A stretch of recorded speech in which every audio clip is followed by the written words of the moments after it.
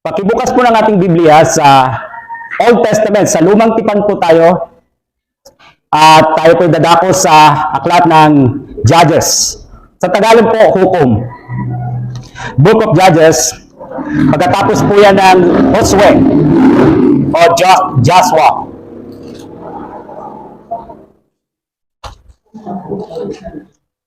Pakitulungan po sa iba kung hindi pa po nahanap na sila po ay makarating sa aklat ng Judges.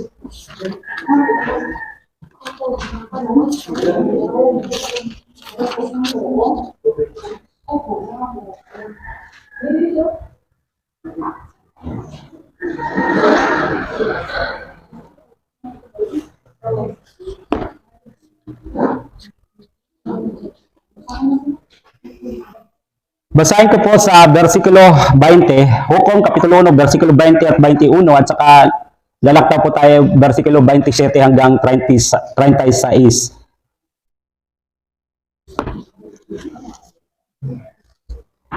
And they gave Hebron to Caleb as Moses had said. Then he expelled from there the 3 sons of Anak. But the children of Benjamin did not drive out the Jebusites who inhabited Jerusalem. So the Jebusites dwelt with the children of Benjamin in Jerusalem to this day. And then verses 27 to 36. However, Manasseh did not drive out the inhabitants of Beth-Shan and its villages, or Taanach and its villages, or the inhabitants of Dor and its villages, or the inhabitants of Ibleam and its villages, or the inhabitants of Megiddo and its villages, for the Canaanites were determined to dwell in that land. And it came to pass, when Israel was strong, that they put the Canaanites under tribute, but did not completely drive them out. Nor did Ephraim drive out the Canaanites who dwelt in Gezer. So the Canaanites dwelt in Gezer among them. Nor did Zebulun drive out the inhabitants of Kitron, or the inhabitants of Nahalol. So the Canaanites dwelt among them and were put under tribute. Nor did the Asher drive out the inhabitants of Akko, or the inhabitants of Sidon, or of Alab, Akzib, Elba, Apik, or Rehob. So the Asherites dwelt among the Canaanites, the inhabitants of the land, for they did not drive them out. They did not drive them out, hindi po pinalayas ang mga kalaban nila. Verse 33, nor did Naphtali drive out the inhabitants of Beth-Shemesh, or the inhabitants of Beth-Anath, but they dwelt among the Canaanites, the inhabitants of the land. Nevertheless, the inhabitants of Beth-Shemesh and Beth-Anath were put under tribute to them. And the Amorites forced the children of Dan into the mountains, for they would not allow them to come down to the valley. And the Amorites were determined to dwell in Mount Heres, in Aijalon, and in Shaalbim. Yet when the strength of the house of Joseph became greater, they were put under tribute. Now the boundary of the Amorites was from the ascent of Akrabim, from Sela and upward. Let's pray. Panginoon, salamat po sa panibagong aklat na naman na pag-aaralan namin ngayong umaga. Hinihiling po namin ng iyong banal na espiritu ay mangusap sa bawat isa at bigyan mo po ng kaliwanagan at baguhin mo rin po ang aming puso at ang aming pananaw. Gawin mong naayon sa iyong kalooban. Sa paglabas namin dito, na hindi kami lalabas ng the same person pa rin, but a changed person na kung saan binago ng iyong banal na espiritu at ng iyong salita. Salamat po na kasama ka namin sa umagang ito sa pangalan ni Jesus.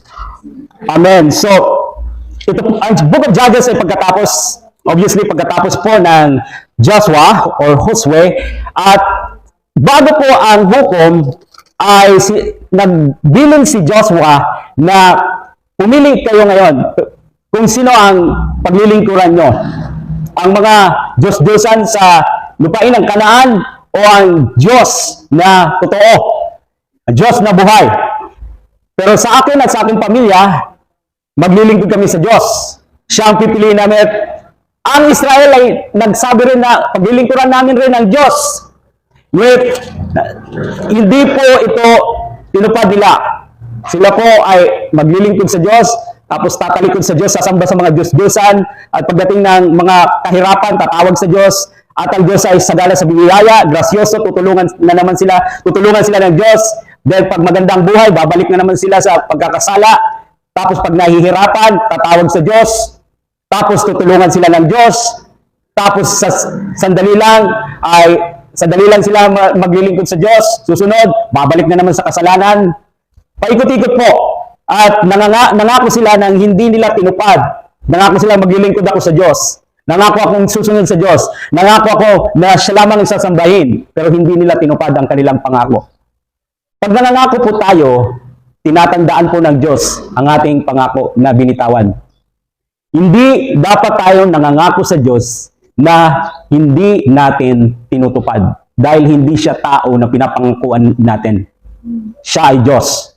So ganito po ang Israel dito ngayon pagkatapos pagkamatay ni Joshua ay bumalik sila or tumalikod sila sa Diyos. Ang Book of Judges po ay pinangalan sa mga leaders sa panahon ito, sa panahon ng hukom. Ito, tinawag po silang mga hukom.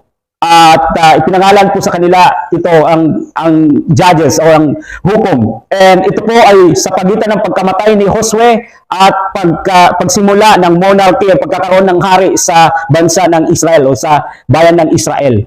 At sa pagitan ng pagkamatay ni Josue at sa pagkakaroon ng hari sa kanila, ito po ay itong book na ito covers 400 years na kasaysayan sa Book of Judges. May 12 judges na ginamit ng Panginoon para iligtas ang Israel mula sa pagkasakop sa kanilang mga kaaway at pagkaalipin at pagpapahirap sa kanila, si Othniel, si Ehud, si Shamgar, si Deborah, si Gideon, si Tola, Jair, Jephthah, Ibzan, Elon, Abdon, at si Samson. Sila po ay mga military heroes, mga bayani na mga sundalo, tagapagligtas na release up po ng Diyos para iligtas ang kanyang bayan. May dalawang key phrases po na mapaulit-ulit na binanggit dito sa Book of Judges at ito po ang key para maintindihan natin kung ano ang nangyayari dito sa aklat ng Judges. Yung salita po na binanggit, unang salita na binanggit na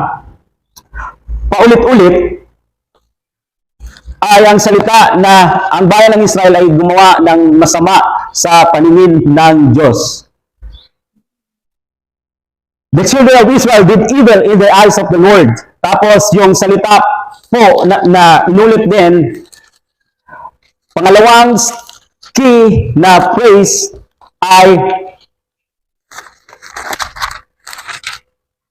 ng panahong iyon ay wala pang hari sa Israel, ginagawa ng bawat isa ang lahat ng kanilang magustuhan. So gumawa sila ng masama sa harapan ng Diyos at kung ano ang magustuhan nila, ginagawa nila.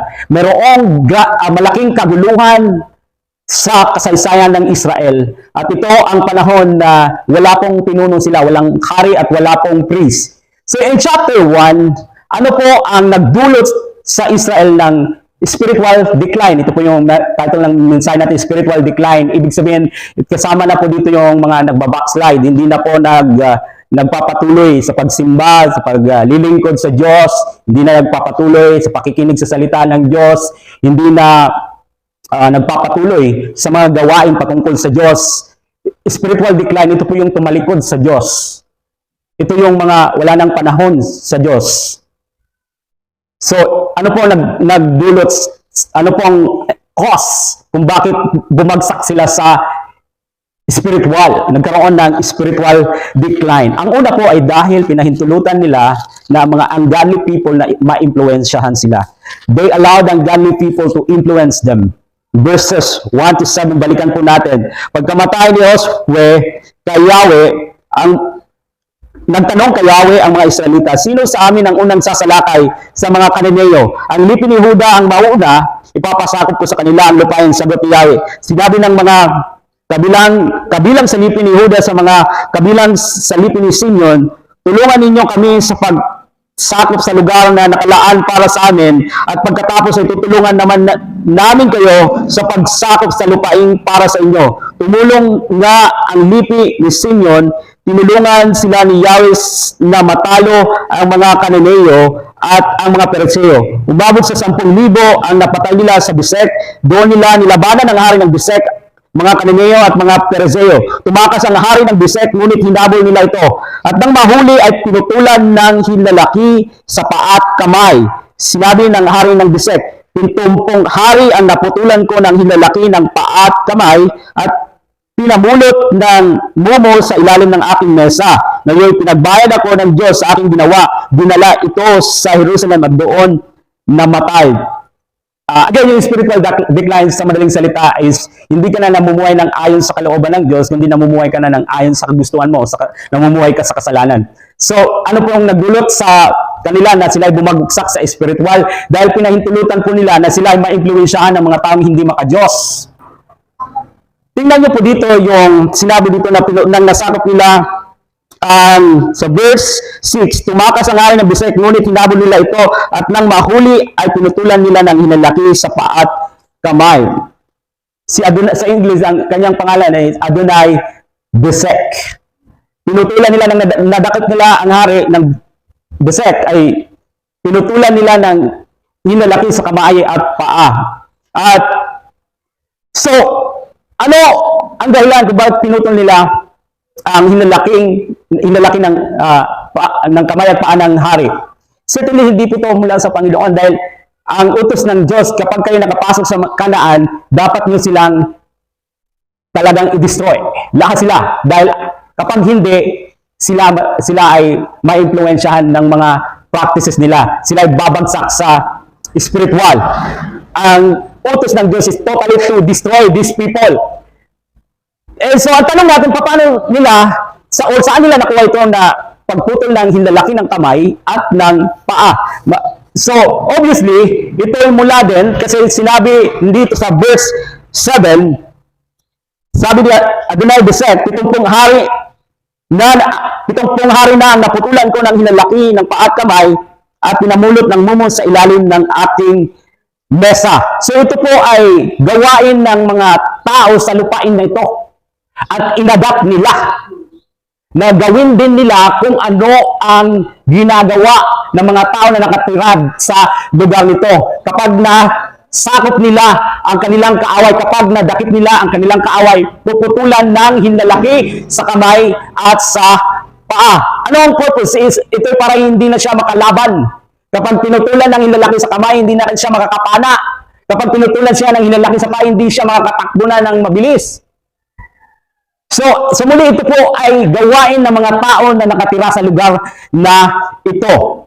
So, ito'y kultura nila, practice nila at inadapt nila. Hindi ito mula sa Panginoon, hindi niya ito pag-uutos sa Israel. So, sa madaling salita, inadapt nila, pinahintulutan nila na ma-impluwensyahan sila ng mga tao sa lugar na ito para diktahan ang kanilang mga practices, ang kanilang gagawin. Na-impluwensyahan sila ng mga hindi maka-Diyos, ng mga tao ng mga hindi maka-Diyos na mga bagay. Nagpapaalala ito sa atin sa Awit Kapitulo 1, versikulo 1 hanggang 2. Babasahin ko po, Kapitulo 1, Awit Kapitulo 1, versikulo 1 hanggang 2.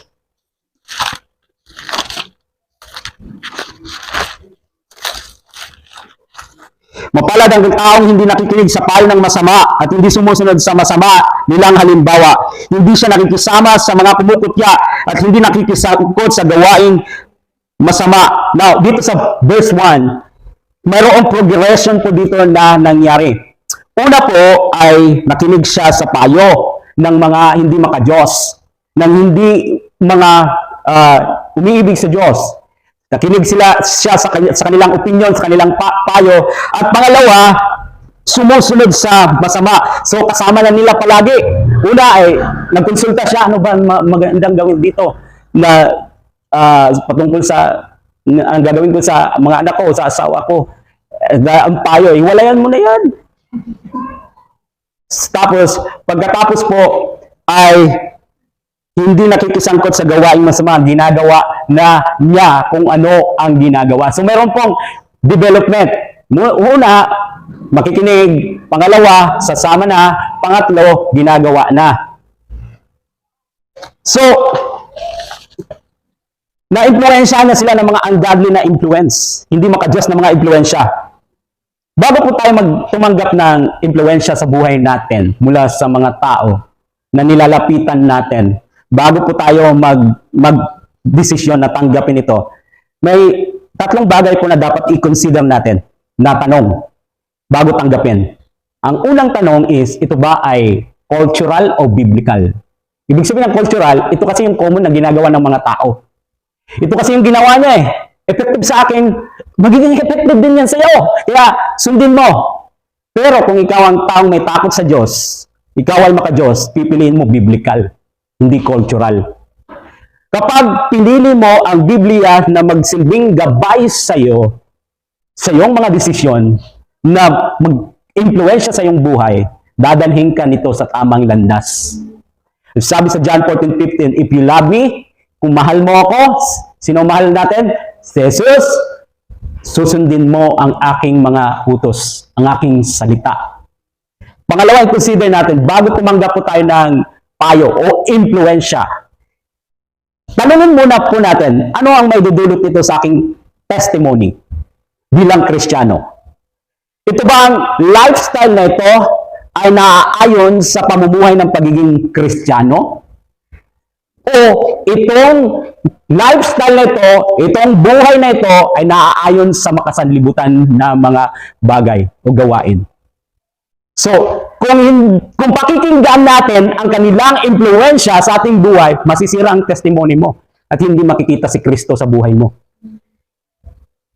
Pangatlo, na importante, bago tumanggap po tayo ng impluensya mula sa mga tao na nakapalibot sa atin, last, importante po, ito po, tanungin natin muna sarili natin. Ito po ba ay magbibigay ng kaluwalhatian sa Diyos? Does it bring glory to God? Or sa ating lang sarili, masaya tayo, pero si God hindi masaya.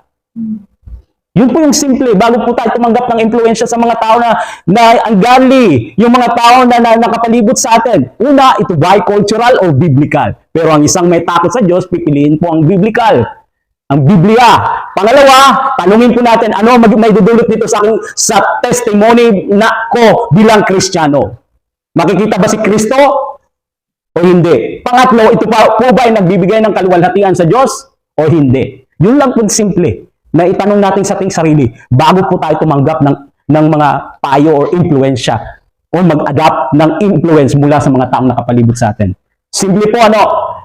Pero kung hindi po, wala po tayong takot sa Diyos, gagawin po natin ang salungat sa kalooban ng Diyos. Ngunit as a Christian, tayo po, ang ating palaging nais ay ang sundin ng kalooban ng Diyos. Amen? So, pangalawang bagay, bakit po sila bumagsak sa spiritual? Dahil hindi po sila nagtiwala na sa Diyos. Hindi po sila nagtiwala na sa Diyos. Tingnan niyo po sa verse 19. Balik po tayo sa Hukom Kapitulo 1.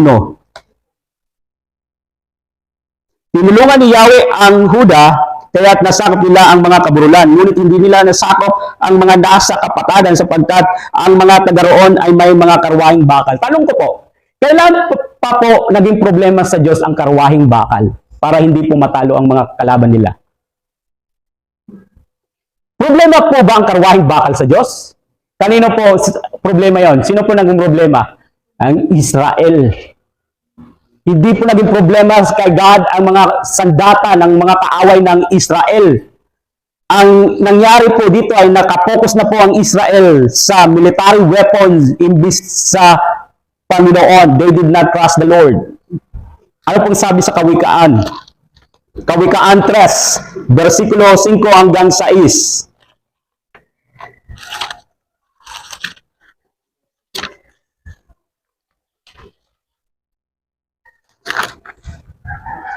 Kay Yahweh ka magtiwala buong puso at lubusan at huwag kang mananangad sa sariling karunungan. Ang lahat ng iyong gawain siya nga'y alalahanin upang ika'y patnubayan sa iyong mga tatahakin.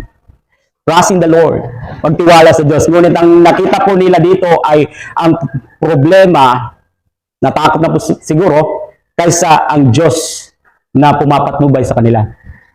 Pero mapapansin din po natin dito na dahil po sila tumalikod sa Diyos, wala na po yung favor ng Diyos sa kanila. So, Pangatlong bagay po, bakit po sila bumagsak sa spiritual? Dahil po, they failed na tanggalin po ang mga ungodly influence sa kanilang buhay.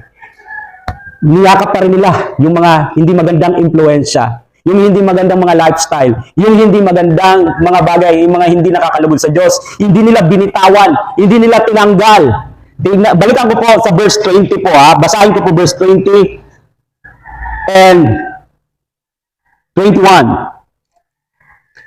At tulad ng sinabi ni Moses, ibinigay nga kay Caleb ang Hebron, pinalayas niya roon ang 3 anak ni Anak. Ang mga Jebuseo naman naninirahan sa Jerusalem ay hindi pinaalis ng lipi ni Benjamin, kaya hanggang ngayon kasama nilang naninirahan doon ang mga ito. Ito yung mga tao na sinabi ng Diyos na kapag nakapasok kayo sa Kanaan, patayin niyo silang lahat. Ayaw ng Diyos ng kasalanan, kailangan tanggalin niyo lahat yan. Dahil kung hindi, kayo ang sasakupin yan. Verse 27 to 36, hindi pinaalis ng lipi ni Manases ang mga naninirahan sa mga lungsod ng Bethshean, Taanak, Dor, Iblaim, Megiddo at sa mga nayong sakop ng mga ito. Kaya't nanatili roon ang mga Kananeo, hindi po pinalayas, hindi po sila dinisroy. Subalit, nang maging mas makapangyarihan ang mga Israelita, hindi na nila lubusang pinaalis ang mga Kananeo, ngunit sa pilitan nilang pinagtrabaho ang mga ito bilang alipin. Hindi rin nila pinaalis ng lipi ni Ephraim ang mga Kananeo sa lungsod ng Geser. Sila ay sama-samang nanirahan doon. Hindi pinaalis, paulit-ulit po yung word, hindi pinaalis o hindi in-eliminate o tinanggal. Hindi pinalis ng lipi ni Zebulon ang nanirahan sa mga lungsod ng Kitron at Talo. Sama-sama silang nanirahan doon. Subalit sa pilitan nilang pinagtatrabaho ang mga ito bilang mga alipin. Hindi rin pinalis ng lipi ni Asher ang mga taga-lungsod ng Ako, Sidon, Alab, Aksid, Heba, Apek, at Rehob. Sama-sama silang nanirahan doon. Verse 33, ito na naman po, inulit salita, hindi rin pinaalis ng lipi ni Naphtali ang mga taga Bet-Semes at Bet-Anat. Sila ay sama-samang nanirahan doon, ngunit inalipin nila ang mga taga roon. Ang lipi naman ni Dan ay napaurong ng mga Amoreo papuntang bulubundukin. Hindi sila pinayagan ng mga Amoreo na makapanirahan sa kapatagan. Sa halip ay tinaboy sila sa kaburulan. Hindi umalis sa Heres, Ayalon at Salbim ang mga Amoreo. Ngunit dumating ang araw na nasakop sila ng mga lipi ni Jose at inalipin sila ng mga ito. Ang sakop ng mga Amoreo ay mula sa pasong Alakdan hanggang sa Petra. Ang keyword po dito ay hindi pinaalis. Hindi pinaalis. Yung po dahil naging pagbagsak nila sa spiritual. Hindi nila in-eliminate, pinaalis, tinanggal ang mga ungodly na mga impluensya, hindi maka-Diyos na mga impluensya sa kanilang buhay. Ang dahilan po, bakit po sila bumagsak? Paulit-ulit na bumagsak sila sa pagsamba sa mga Diyos-Diyosan. Iba kasi itong mga taong to may mga Diyos-Diyosan po sila na sinasamba. Ang Israel po hindi sumasamba sa mga rebulto, hindi po sumasamba sa mga ginawa Diyos-Diyosan ng tao. Wala kang makikita na man-made na Diyos sa Israel. So, itong mga taong nakatira dito, may mga man-made sila. Hinulma nila, inukit nila, ginawa nilang Diyos para makita, alam niyo, para mayroon silang nakikitang Diyos sa harapan nila. So, paulit-ulit na bumagsak sila kasi hindi nila tinanggal, lininis ang lupain. Pinahintulutan nila itong mga survivors na manatili. Hindi nila pinalayas itong mga pagan people at ito ang nagdala sa kanila sa maling landas. Ang mga ungodly na impluensya ay ito po ang struggle ng Israel. Nahirapan sila na luwalhatiin ang Diyos. Nahirapan sila na parangalan ang Diyos sa kanilang buhay dahil po sa mga hindi maka-Diyos na impluensya na hindi nila tinanggal sa lupain na ito. Ang mga tribo, bawat tribo ng Israel ay hindi po completely na tinanggal ang mga pagan people and so na-influensyahan sila ng mga taong ito. And again, it's a matter of time lang na bago sila bumagsak. Pero sigurado as we continue sa book na ito, sila po ay paulit-ulit na bumagsak dahil hindi po nila tinanggal ang mga ungodly na mga tao at ang yung mga or ungodly influence sa kanilang buhay. They struggle to glorify, to honor God.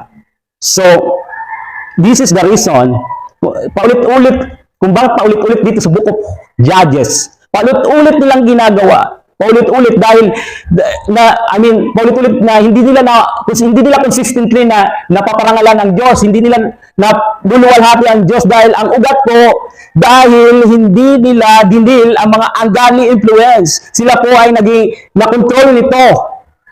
Kung hindi, ito pinangungusap, kung hindi natin tatanggalin ang mga impluensya sa buhay natin na hindi maganda, it's either ikaw ang magpalayas nito o ikaw ang sasakupin nito.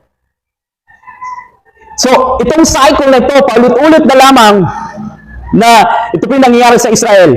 Dahil sila po ay masasakop ng kaaway dahil sa pagtalikod nila sa Diyos, dahil pinaintulutan nila na sila ay ma-influensya ng mga godly influence, sumbamba sila sa mga Diyos-Diyosan. So, nagkaroon po sila ng kahirapan sa kanilang buhay, naging miserable po ang kanilang sitwasyon. Tumawag sila sa Diyos, Panginoon, God, tulungan mo kami sa aming pinagdadaanan ngayon. Tinutulungan naman sila ng Diyos dahil po ang Diyos ay gracious. Eh, babalik na naman po sa kasalanan. Ang kasalanan may consequences, maghihirap na naman sila. Miserable na naman ang kanilang katayuan. Tatawag na naman sa Diyos, God, tulungan mo kami, magsisisi na kami. Tatalikod na kami sa kasalanan, magbabalik loob na kami. Tutulungan sila ng Diyos. Mag-raise up sila ng judge, hukom, tagapagligtas. And so magalang naman ang buhay nila. Tapos, babalik na naman sa kasalanan, pabalik-balik lang. Pag nasa distress, tatawag sa Diyos. Kapag binigyan ng favor ng Diyos, maganda ng sitwasyon, mga ilang time lang, babalik na naman. On and on ang cycle na ito sa Israel. Tanong ko po, ito rin po ba nagsasalarawan sa ating buhay? Na hindi natin matanggal-tanggal ang mga hindi magandang impluensya sa ating buhay, kaya bumabalik-balik tayo. Pinahintulutan mo manatili sa iyong buhay ang mga hindi magandang lifestyle. Dati na wala ka pa sa Panginoon, nandito ka lang sa Panginoon, binawasan mo lang. Binawasan mo lang siguro yung mga vices mo, yung mga ginagawa mo na hindi maganda, binawasan mo lang pero hindi completely na tinanggal mo sa iyong buhay. Kapag dumadaan na naman yung mga mahirap ng siya, Lord, tulungan mo ko, Lord. Tanggalin ko na ito. Then God will give you favor. Pero pag maganda ng buhay, babalik ka na naman. Paikot-ikot lang, paikot-ikot. Pag hindi magandang sitwasyon, tatawag sa Panginoon. Pag magandang sitwasyon, babalik ka naman sa kasalanan. Nagpa po tayo sa chapter 2, verses 1 to 3. Mula sa Gilgal, nagpunta sa Bokim ang anghel ni Yahweh. Sinabi niya sa mga Israelita, inilabas ko kayo sa Ehipto at dinala sa lupain na aking ipinangako sa inyong mga ninuno. Sinabi ko noon na hindi ako sisira sa ating kasunduan. Sinabi ko rin huwag kayong gagawa ng kasunduan sa mga taga roon, sa halip ay gibain ninyo ang kanilang mga altar. Ngunit ano ang inyong ginawa? Hindi ninyo ako sinunod. Kaya ngayon, hindi ko sila paaalisin sa lupaing pupuntahan ninyo. Magiging tulik sila sa inyong landas at ang mga Diyos-Diyosan nila ay magiging mabigat na pagsubok sa inyo. Sa madaling salita po, magkakaroon kayo ng mga trouble. Makakaharap kayo sa trouble kasi hindi kayo willing na tanggalin ang mga ungodly na mga impluensya. Hindi nyo pa tinatanggal yung mga lifestyle na hindi nakakalugod sa Diyos. Binawasan nyo lang, pero hindi nyo completely na isinuko sa Diyos. Tinanggal. So, trouble. May consequences kapag tayo po ay hindi sumusunod sa kalooban ng Diyos. So, basically, sinasabi ng Panginoon dito, kapag hindi nyo remove ang mga ungodly things sa buhay nyo, kayo ang sasakupin nito. Kayo ang kukontrolin nito kapag hindi niyo tinanggal. Dalawa lang naman po. Either ito po ang mag-control sa ating buhay, paintulutan natin ito, o yung mga maling impluensya o masamang impluensya ang mag-control po sa ating buhay. Pero ayaw nila, matigas po ang Israel. They are unwilling talaga na palayasin o eliminate o i-remove ang mga impluensya na hindi maka-Diyos. So, yan po dahil lang kaya hindi po sila nakakapamuhay na nagbibigay ng kaluwalhatian sa Diyos. Yan po ang dahilan kung bakit hindi sila nagbibigay ng karangalan. Yung buhay nila ay hindi po namumuhay nagbibigay ng karangalan sa Diyos. Bakit po? Dahil ayaw nilang tanggalin.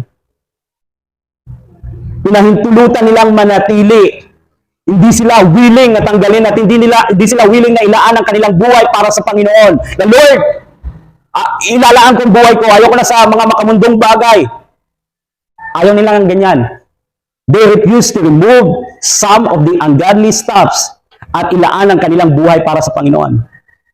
Kailangan natin po, as a Christian, nasave po tayo sa biyaya ng Diyos. And there are times may mga kaibigan po tayo na hindi maganda yung influensya sa ating buhay. And kailangan natin, minsan, for a time, kailangan natin sila pong iwasan muna.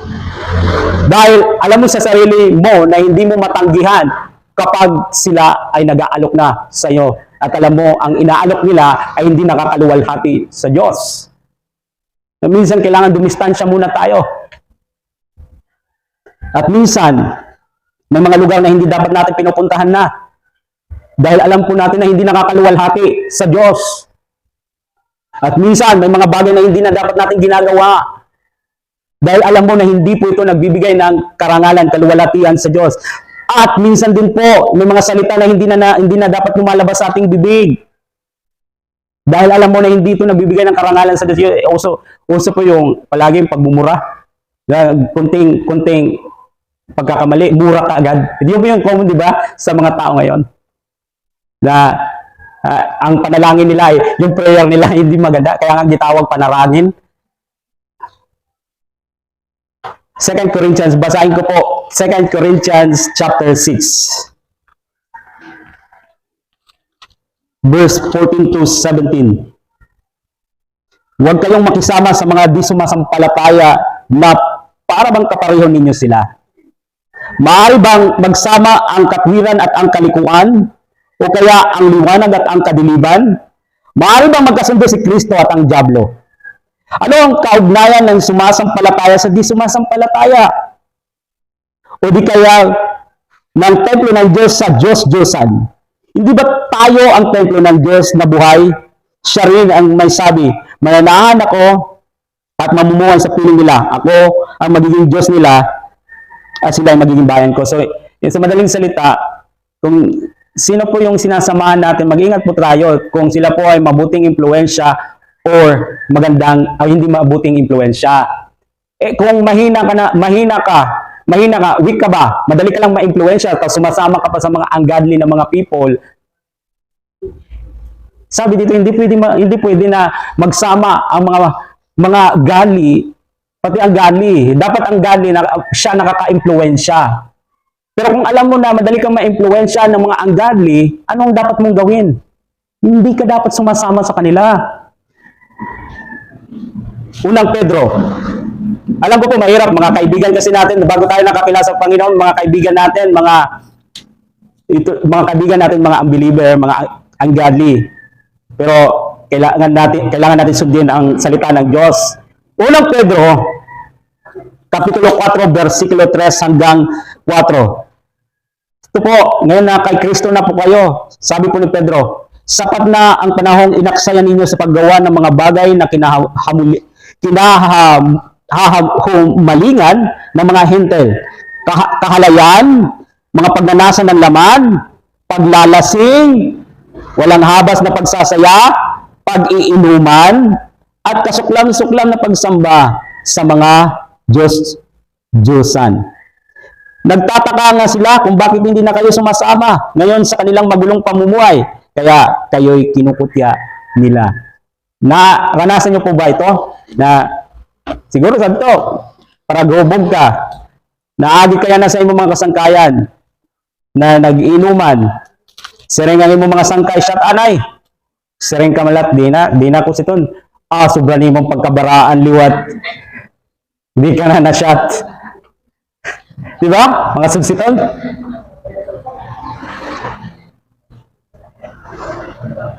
Now, kapag pinahintulutan natin yung mga ungodly na influence at hindi po tinanggal natin at hindi po tayo nagtiwala sa Panginoon, ito po magdudulot ng pagbagsak sa ating spiritual relasyon sa Diyos. Ito po yung hamon ko. Ito po yung hamon ng salita ng Diyos sa bawat isa sa atin. Basahin ko po, balik po tayo sa Hukom, Kapitulo 2, versikulo 4 hanggang 5. Hukom Kapitulo 2, versikulo 4 hanggang 5. Matapos sabihin ito, ng anghel ni Yahweh, nag-iyakan ang mga Israelita. Kaya tinawag nilang Bokim ang lugar na iyon at naghandog sila roon kay Yahweh. So, nadurog po ang kanilang puso dahil na realize nila kung gaano kalaki ang kanilang kasalanan sa harapan ng Diyos. Sila po ay umiyak. Pero ang problema nga lang po dito sa kanila, iyak sila ng iyak kapag sila po ay nagkasala at na dumadaan sa kahirapan, pero bumabalik pa rin po sila sa ginawa nilang kasalanan. Ang repentance, ang pagtalikod po, ang pagsisisi po ay hindi po yung umiiyak ka lang, kundi nagbabago ka ng iyong pananaw, nagbabago ka ng iyong kaisipan, nagbabago ka ng direksyon, hindi ka bumabalik sa direksyon na iyon. Yun po ang tunay na pagsisisi at pagtalikod sa kasalanan. So, ito po yung hamon. Maaaring may mga bagay na hindi pa po natatanggal natin. Alam po natin na hindi po nalulugod ang Diyos. Kailangan po madurog po ang ating puso sa kasalanan nito. Kailangan pong tanggalin po natin sa ating buhay. Or else ikaw ang sasakupin niyan at hindi ka makakapamuhay na nagbibigay ng kaluwalhatian at karangalan sa Diyos. Pagsisihan at talikuran po natin ang kasalanan na ito. Panginoon, salamat po sa iyong pagpapaalala sa amin. Kung gaano kahalaga na sumunod ng ayon sa iyong kalooban. Sa umagang ito, salamat sa iyong banal na Espiritu na binigyan kami ng kaliwanagan kung ano po ang pamumuhay bilang isang Kristiyano. Na nagbibigay po ng kaluwalhatian at karangalan sa iyo. Panginoon, naniniwala po ko na nangusap ka sa bawat isa. At kung may kasalanan man na hindi pa tinatanggal, nagpapatuloy pa rin. Panginoon, bigyan mo po ng malambot na puso ang iyong mga anak na kung saan pagsisihan at talikuran ito. Dahil nais mo na maghari ka sa kanilang buhay. Nais mo na mamuhay sila na nasa kanila ang iyong favor. Ngunit kung kami nagpapatuloy sa kasalanan, dadaan kami sa consequences ng mga kasalanan nito. At nadudurog ang iyong puso sa tuwing kami ay dumadaan sa kahirapan ito, dulot ng aming maling desisyon sa aming buhay. Panalangin ko po na piliin ka namin ang iyong salita laban sa impluensya ng sanlibutan. Mas piliin namin ang iyong salita, Panginoon, at sumunod sa iyong kalooban. Tulungan mo po ang bawat isa na lumakad nang naayon sa iyong kalooban. Sa pangalan ni Jesus. Amen.